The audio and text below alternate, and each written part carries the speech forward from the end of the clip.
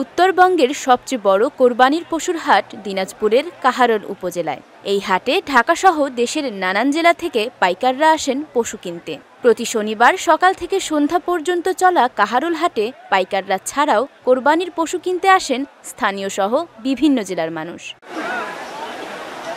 আসন্ন কোরবানির ঈদকে সামনে রেখে হাটে আমদানি করা হয়েছে প্রচুর গরু ও ছাগল। নির্ধারিত স্থানের পাশাপাশি বিভিন্ন জায়গায় বিশাল এলাকা জুড়ে বসেছে এ হাট। এবার কম দামে গরু বিক্রি করতে হচ্ছে বলে জানালেন বিক্রেতারা। অন্যদিকে ক্রেতাদের দাবি, এবছর হাটে গরুর দাম বেশি। মহিষে আমি মোটামুটি একটা দাম করছি, দুইটার মাংস 12 মনের মতো হবে, আমি 3,40,000 টাকা বলছি। গতবার থেকে এবার দাম একটু চড়া মনে হচ্ছে। গরু কিনতে আসছি, একটা বিক্রি করতে আসছি, দেখে শুনে ভালো একটা নিতে হবে, যাচাই বাছাই করে।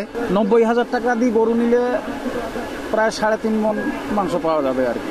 গরু এখনো ভালো মতো কেনা বেচা হচ্ছে না, তবে ইনশাল্লাহ আমাদের গরুর টার্গেট আছে 1,20,000-30,000 মধ্যে কিনবো আর কি। যে হারে খাদ্যের দাম, ওই হারে গরুর দাম পাওয়া যাচ্ছে না।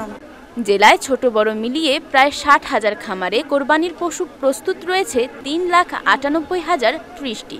স্থানীয় চাহিদা মিটিয়ে ঢাকাসহ দেশের বিভিন্ন জেলায় পশু সরবরাহ করা যাবে বলে আশাবাদ ব্যক্ত করেছে জেলা প্রাণী সম্পদ অধিদপ্তর।